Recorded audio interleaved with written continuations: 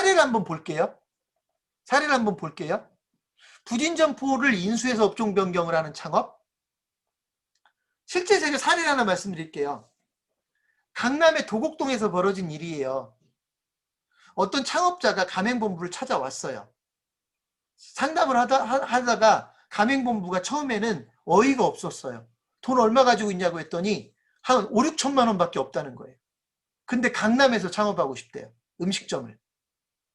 여러분, 강남에서 음식점 창업하려면 권리금만 5천만 원 줘야 될 수도 있어요. 근데 5, 6천만, 한 6천만 원 들고 와서, 5천만 원 들고 와서 나 강남에서 음식점 창업하겠대요. 그러면 포장마차로 보내야죠. 아니면 공유주방으로 보내야 되는 건데, 근데 또 눈높이를 높아가지고 근사한 매장 한 20평 정도나 되는 매장 음식점을 하고 싶다는 거예요. 그럼 대부분은 가맹본부가 이걸 포기해버렸을 거예요. 근데 이 가맹본부는 그래도 다행스럽게 방법을 찾아본 거예요. 어떻게 찾았느냐? 장사가 좀 안 되는 매장을 싸게 인수를 해가지고 이분이 인수를 해서 우리 걸로 바꾸게 하자. 그러면 같은 음식점을 인수를 하면 그대로 쓸 수 있는 것들이 있겠죠. 그래서 음식점 중에 장사가 안 되는 곳을 찾았어요. 어디서요? 강남에서. 그랬더니 도곡동에서 이면도로에서 장사가 잘 안 돼가지고 매물로 나온 매장을 찾은 거예요. 그 매장을 얼마에 인수했냐면 3천만 원에 인수했어요. 보증금 2천만 원 주고 권리금은 장비들을 그대로 내가 쓸 거다고 해서 1,000만 원 정도 일종의 위로금 쪽으로 줬어요. 왜냐하면 이 매장은 월 50만 원도 못 팔고 있었기 때문에 계속 적자를 보고 있었다고요. 팔고 나가고 싶은데 나가질 못하고 있었던 거예요. 그러니까 그 매장을 인수했어요. 3천만 원에. 그리고 거기에다가 한 2천만 원에서 3천만 원 정도를 들여가지고 김치찌개 전문점으로 바꿉니다. 그렇게 해서 총액 6천만 원을 들여서 김치찌개 전문점을 만들었어요. 한 20평 되는 매장이에요. 저도 가봤어요. 그런데 그 매장에서 바꾸고 나서 100에서 150만 원씩을 팝니다.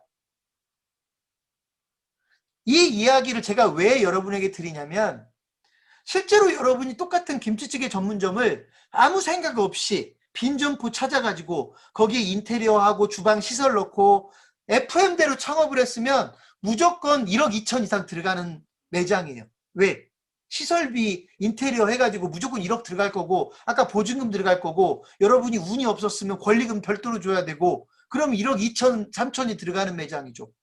그런데 발품을 팔았죠. 장사가 안 되는 데를. 그리고 내가 어차피 김치찌개집을 할 거니까 김치찌개집으로 쉽게 바꿀 수 있는 아이템을 찾았죠. 그런 데를 찾아서 창업을 하니까 창업비를 절반으로 줄이게 된 겁니다. 이런 노력을 하면 창업비용을 얼마든지 줄일 수 있더라라는 겁니다. 실제로 이런 사례는 또 하나가 있어요. 저희 회사의 이 건물 1층에서 벌어진 겁니다. 최근에 저희 회사 1층에 또 사실은 똑같은 브랜드예요. 김치찌개 전문점이 하나 새로 생겼어요. 근데 여기 창업하신 분이 이거 좀 뭐 공식적으로 얘기하기는 좀 그렇지만 정말 적은 돈을 들여서 창업을 했어요. 5천만 원도 안 되는 돈을 들여서 창업을 했어요.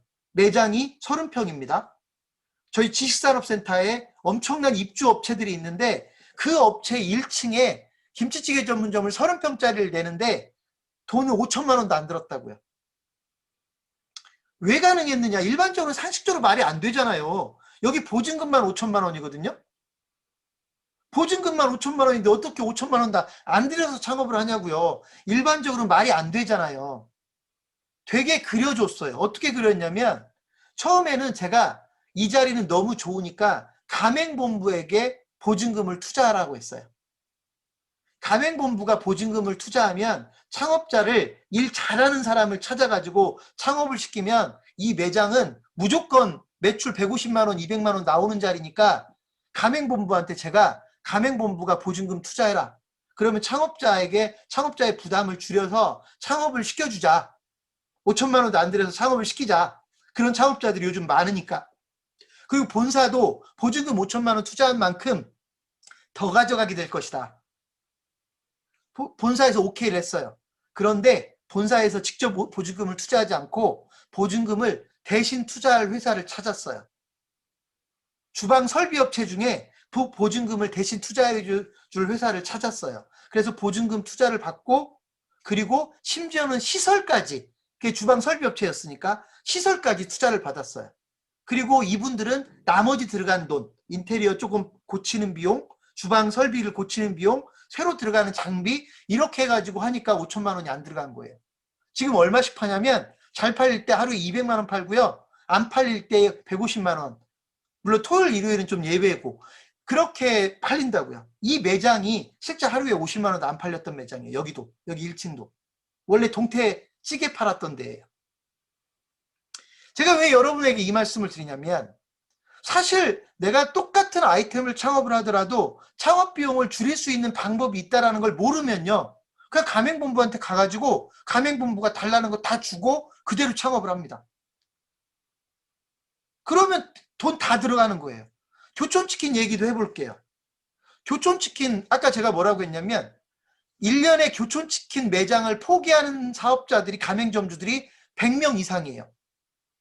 그 중에는 아예 폐업을 하는 사람도 있긴 하겠지만 대부분은 교촌치킨 자기 매장을 다른 교촌치킨 창업을 하고 싶은 사람한테 넘겨주는 거예요.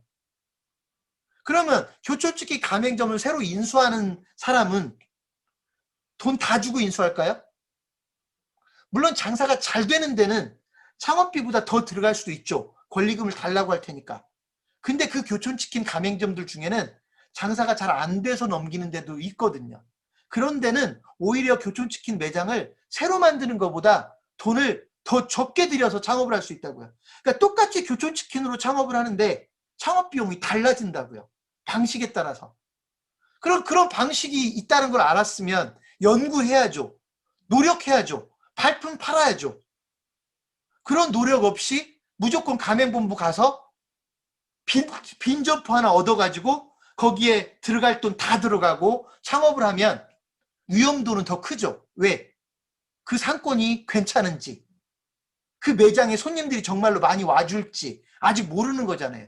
차라리 기존의 매장은 문제점도 내가 알아낼 수가 있고 개선점도 내가 미리 연구할 수 있고 그러면 오히려 더 잘할 수도 있는데 이런 창업 방법들이 있다는 걸 저는 여러분들이 좀 아셨으면 좋겠어요. 그래서 제가 맨 마지막 밑에 줄에 뭐라고 써놨냐면 프랜차이즈 가맹점 창업도 인수해서 할 수 있어요.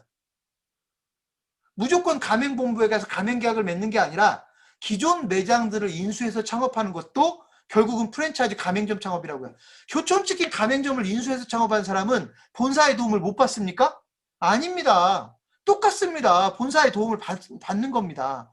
그러니까 여러분들이 이렇게 다양한 창업 방법이 있다는 걸 아셔야 더 적은 돈을 들여서 할 수 있는 것도 알고 오히려 더 안전한 창업 방법을 찾게 되는 겁니다. 그죠? 그래서 제가 오늘 프랜차이즈 창업에 대한 이야기를 하고 있지만 사실은 프랜차이즈 창업도 여러분이 알고 있는 것보다 훨씬 다양한 창업 방법이 있다는 걸 여러분들이 조금 알고 가셨으면 좋겠습니다. 그리고 저 네 번째 줄에 쓰여 있는 것도 잠깐 언급을 할게요. 여러분이 기존 매장을 인수할 때는 연구할 수 있는 기회가 있어요. 이 매장은 왜 장사가 안 됐던 건지, 내가 그 부분을 바꿀 수 있는 건지, 바꾼다면 내가 어떻게 바꿀 수 있는지를 미리 계획을 세워서 인수할 수가 있기 때문에 오히려 훨씬 안전한 창업이 될 수도 있다는 얘기입니다. 여러분이 정밀하게만 접근을 하면.